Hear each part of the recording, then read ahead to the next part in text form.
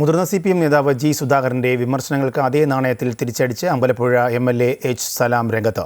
എതിരാളികൾക്ക് ഗുണമുണ്ടാകുന്ന തരത്തിൽ പ്രതികരിക്കുന്നതും ഒരു രാഷ്ട്രീയത്തിൽ നിന്ന് അതിനെതിരെ പ്രവർത്തിക്കുന്നതും പൊളിറ്റിക്കൽ ക്രിമിനലിസമാണെന്ന് H. സലാം തിരിച്ചടിച്ചു. സുധാകരനെ പരിഗണിച്ചതുപോലെ ഗൗരിയമ്മയെ പോലും പരിഗണിച്ചിട്ടില്ല എന്നും സലാം പറഞ്ഞു.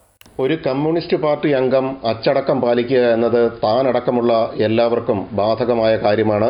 നമ്മൾ ഭാഗമാകുന്ന രാഷ്ട്രീയത്തിന് ദോഷകരമായി നിൽക്കുന്ന കാര്യങ്ങൾ ആര് ചെയ്താലും അത് പൊളിറ്റിക്കൽ ക്രിമിനലിസമാകും. അത് ആരും ചെയ്തുകൂടെന്നും സലാം പറഞ്ഞു. അദ്ദേഹം ഉദ്ദേശിക്കുന്നത് മനസ്സിലായിട്ടില്ല. അതൊരു രാഷ്ട്രീയമായ ഒരു ക്രിമിനൽ വൽക്കരണം എങ്ങനെയാണെന്ന് അദ്ദേഹം തന്നെ പറഞ്ഞാലേ വ്യക്തമാകും. ഒരു കാര്യം നമ്മളെല്ലാം ഉറപ്പിക്കൊണ്ട കാര്യം, നമ്മളിപ്പോൾ ഒരു പൊളിറ്റിക്സിൻ്റെ ഭാഗമായി നിൽക്കും.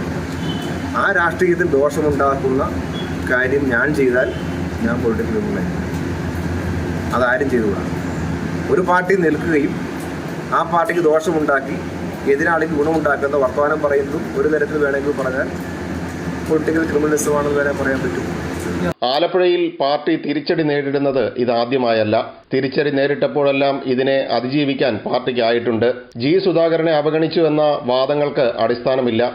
പാർട്ടി അംഗത്തിന് നിരക്കാത്ത പ്രതികരണങ്ങളാണ് സുധാകരനിൽ നിന്നും പലപ്പോഴും ഉണ്ടാകുന്നത്. 7 തവണ നിയമസഭയിലേക്ക് മത്സരിച്ചു, 4 തവണ MLA ആയി, ജില്ലാ കൗൺസിൽ പ്രസിഡന്റ്, നഗരസഭാ അംഗം, സിൻഡിക്കേറ്റ് അംഗം എന്നീ നിലകളിലും പ്രവർത്തിച്ചുവെന്നും H. സലാം പറഞ്ഞു. എനിക്ക് തോന്നുന്നു അദ്ദേഹം 7 പ്രാവശ്യം അദ്ദേഹം നിയമസഭയിലേക്ക് മത്സരിച്ചു. 4 തവണ അമ്പലപ്പുഴയിൽ, അതിൽ 3 പ്രാവശ്യം ജയിച്ചു. കായംകുളത്ത് 1 പ്രാവശ്യം മത്സരത്തിൽ തോറ്റു, 1 പ്രാവശ്യം ജയിച്ചു. കുട്ടനാട് 1 പ്രാവശ്യം മത്സരത്തിൽ തോറ്റു. അപ്പോൾ 7 തവണ നിയമസഭയിലേക്ക് എന്ന് പറഞ്ഞാൽ അതിൻ്റെ പീരീഡ് നോക്കിയാൽ 35 കൊല്ലം. അദ്ദേഹം ജില്ലാ പഞ്ചായത്ത്, ജില്ലാ കൗൺസിലിൻ്റെ പ്രസിഡൻ്റായിരുന്നു 4 വർഷക്കാലം. പിന്നെ ജില്ലാ കൗൺസിൽ പിരിച്ചുവിട്ടപ്പോഴാണ് അത് പോയത്. അതിനു മുമ്പ് ആലപ്പുഴ നഗരസഭയിലെ നഗരസഭാ കൗൺസിലർ പ്രതിപക്ഷ നേതാവായിരുന്നു. അപ്പോൾ ഇങ്ങനെ നമ്മൾ നോക്കിയാൽ പാർട്ടി സെക്രട്ടറി ആയിരുന്നു, KSK2-ൻ്റെ സെക്രട്ടറി ആയിരുന്നു, CA2-ൻ്റെ ഭാരവാഹി, സിൻഡിക്കേറ്റ് മെമ്പറായിരുന്നു. ഇങ്ങനെ നമ്മളൊരു വേണമെങ്കിൽ ഇപ്പോൾ നിങ്ങൾ ചോദ്യം വെച്ച് ഞാൻ പറയുക, ഒരു വ്യക്തി എന്ന നിലയ്ക്ക് അളന്ന് നോക്കിയാൽ ഇത്രത്തോളം പാർട്ടി അദ്ദേഹത്തെ പരിഗണിച്ച പോലെ ഈ ജില്ലയിലെ ഒരുപക്ഷെ ആരെയും പരിഗണിച്ചുണ്ടാവില്ല. ജി സുധാകരന്റെ മോദി പ്രശംസ അത്ഭുതകരമാണ്. കാര്യങ്ങൾ മനസ്സിലാക്കാൻ സാധാരണയിൽ കവിഞ്ഞ അറിവുള്ളയാളാണ് സുധാകരൻ.